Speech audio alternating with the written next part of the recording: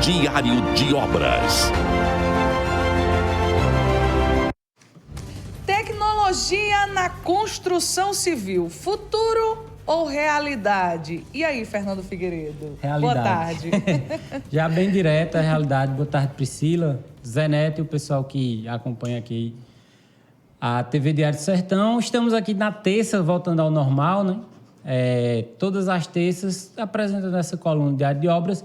E hoje a gente vai falar, talvez, do tema mais importante ou mais comentado na construção civil em todo o país, que é a tecnologia. Onde é que a tecnologia chega nas construções? E esse é um ponto que eu bato bastante, tanto quanto profissional, quanto como professor, porque demora muito para a gente ter aquela percepção do mundo real, como é que a construção civil está. Na cabeça de muita gente, nós ainda usamos aquelas construções de décadas atrás. Só que todos os dias uma nova empresa cria um produto que ele moderniza a construção civil e aí até esse produto tomar dinâmica, cair no cotidiano, gera realmente um tempo. Mas a tecnologia já chegou e, um parênteses especial, quem for da construção civil, ao ouvir essa palavra, que é a metodologia BIM, sabe do que eu estou falando e o quanto ela é inovadora. Apesar de já fazer algumas décadas, né, que existe a tecnologia BIM na construção civil, mas agora que está tomando corpo, principalmente nas obras públicas, está começando a exigir tecnologia BIM, e é mais por aí que vamos falar hoje na nossa coluna.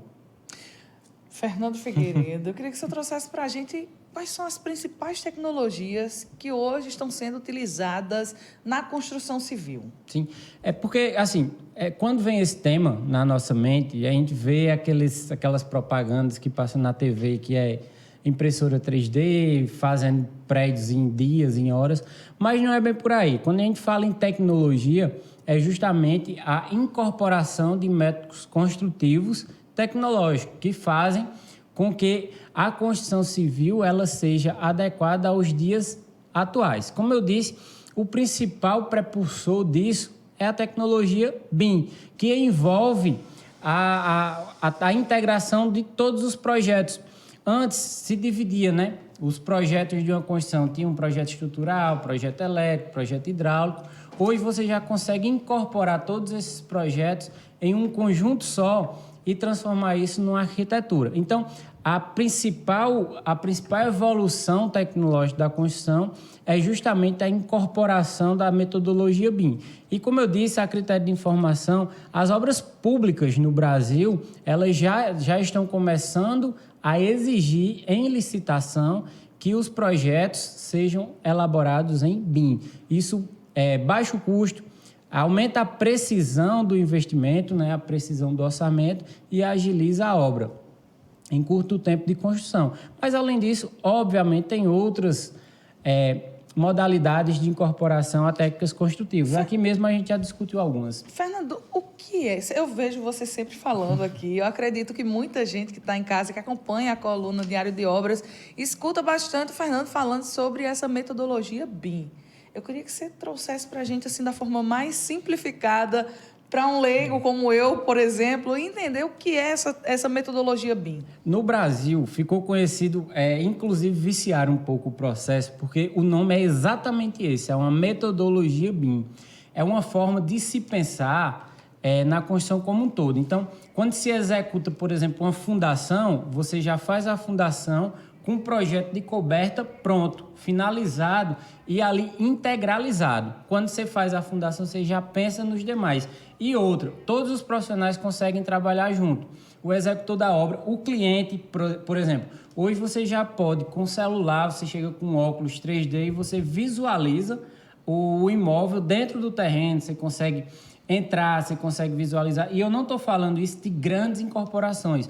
Hoje, qualquer escritório de engenharia, de arquitetura, é capaz de fazer esse tipo de material, de produzir. Como eu disse, com material, com um celular, um QR Code, você já consegue visualizar esses projetos. Então, no terreno, você já incorpora ele em 3D, além do que traduz realmente a metodologia BIM, é a integração entre os projetos. Você consegue botar o engenheiro eletricista, o engenheiro civil, de estrutura, de hidráulica e o arquiteto para trabalharem simultaneamente e para que esse projeto seja integralizado. Veja só onde é que está o cerne do problema.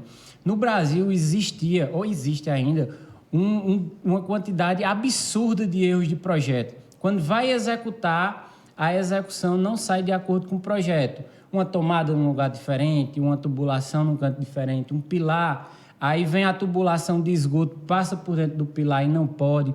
Então, isso é uma dor de cabeça constante que os construtores do Brasil têm, e a metodologia BIM é justamente para incorporar esse projeto. Essa imagem que você está vendo aí é justamente isso. São todos os projetos estão integralizados. Estão mostrando aí o projeto estrutural, o projeto elétrico, o projeto hidráulico, e eles não causam choque entre eles. Você consegue integralizar isso sistematicamente. A metodologia BIM é justamente esse processo de integralização. Esse processo antigamente era feito separado. Separado. Nós tínhamos exatamente. ali o trabalho do arquiteto, né? Tínhamos ali o trabalho do engenheiro da Sim. parte hidráulica, da parte elétrica. Sim. E aí, quando juntava tudo, um batia no outro. Isso, exatamente. Esse era o maior problema. O maior problema batia na execução. Quando você fazia a estrutura, vigas, Quando já pilares, estava fazendo. isso. Aí era já mais difícil, né? Exatamente. De contornar. Como os astecas e os incas faziam, né? No AutoCAD, quem aí lembra, o pessoal de engenharia de arquitetura sabe bem do que eu estou falando.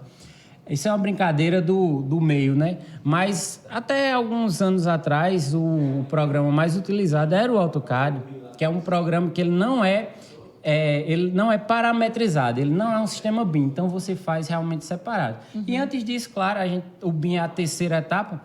Antes do AutoCAD, do sistema operacional, a gente tinha nas pranchetas, né? Que, inclusive, uma das doenças que engenheiros e arquitetos tinham era problema de coluna. Hoje a gente fala desse até cômico, mas isso é real, existiu há algumas décadas atrás, né? Talvez 20 anos atrás.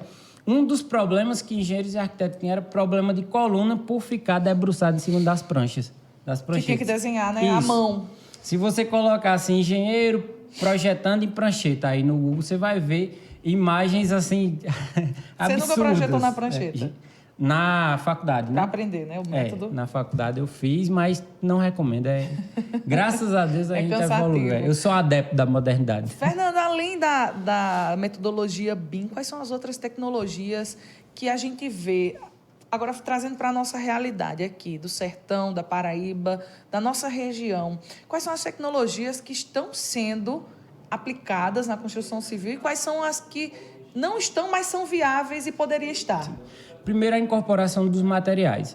A composição de materiais é essencial para a evolução da construção civil. Hoje a gente tem materiais de altíssima qualidade. Por exemplo, temos a incorporação dos EPS, que a gente chama de isopor. A isopor é a marca, mas a incorporação desses materiais que são resistentes à temperatura, não o EPS em si, é um EPS especial para a construção civil, que ele consegue ser térmico, né? Acústico, consegue melhorar o ambiente de circulação, de vivência. Então, a incorporação desses materiais é essencial para a evolução. Talvez esse, depois do BIM, da metodologia BIM, seja a principal modernização que nós temos na região, que é o acesso a novos materiais, a materiais mais resistentes, materiais de maior qualidade que antes a gente não tinha acesso, principalmente aqui no interior do Nordeste. Então, hoje, já com a evolução das cargas, dos transportes, então a gente tem mais acesso a esses materiais e também a gente passa por um processo de mudança dos métodos construtivos. Hoje ainda é muito comum você ver as construções em alvenaria com blocos. Esse bloco cerâmico, esse bloco vermelho cerâmico de 8 furos, ele ainda é o mais comum, porém, a gente está passando por um processo de integração. Eu até em outras colunas já brinquei aqui sobre o fato que os pedreiros vão ser substituídos por montadores, porque as estruturas vão vir pré-fabricadas e você com a parafusadeira vai conseguir mudar. Isso é uma realidade, tá? Mas aí em questão de custo, Fernando, como fica? Pronto.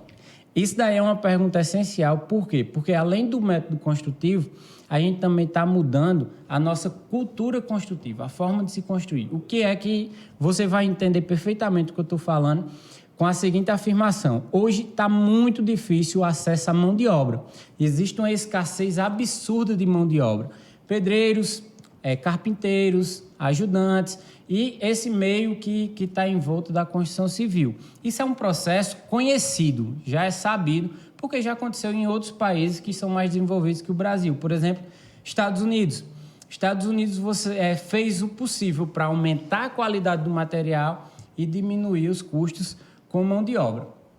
Aí é isso que vai acontecer no Brasil. Vai ter um esforço, justamente por essa ausência de mão de obra, vai ter um esforço do meio, do setor da construção civil, para ter um acesso facilitado a materiais que diminuam a exigência de mão de obra. E aí vai aumentar a mão de obra especializada, etc. Então, a gente passa por esse processo e está chegando esses materiais que facilitam, que diminuem a exigência, né, de mão de obra, que é o que acontece no país da Europa, Estados Unidos, então isso o Brasil está aí. O custo diminui também, né? Se diminui a mão de obra... Na verdade... O preço que sobe no material é o que diminui na mão de obra. Na verdade, o pensamento é o inverso disso. Você vai diminuir o custo do material e vai aumentar o custo da mão de obra. E aí é assim que os países desenvolvidos são. Você tem um custo do material baixo e o custo da mão de obra alto. Por isso, muita gente sai daqui do Brasil para os Estados Unidos, trabalha lá como ajudante, por exemplo, e ganha 5 vezes mais do que aqui. Porque o valor da mão de obra lá é muito alto, só que a necessidade é menor. Hoje aqui no Brasil tem uma necessidade altíssima de mão de obra para todas as etapas construtivas, da fundação até a coberta. E aí os materiais... Só que no Brasil tanto é caro a mão de obra quanto os materiais, né? A gente tem uma perspectiva que vai para essa tendência, né? Que aconteceu com os Estados Unidos, com alguns países da Europa, que baixe o valor dos materiais e aumenta o valor da mão de obra. Só que em compensação a isso, a mão de obra vai ser menos necessária. Você vai usar menos na construção de uma casa, vai se usar menos mão de obra. E aí o valor vai equilibrar isso, né? Vai ganhar melhor, mas vai trabalhar menos. Diário de Obras.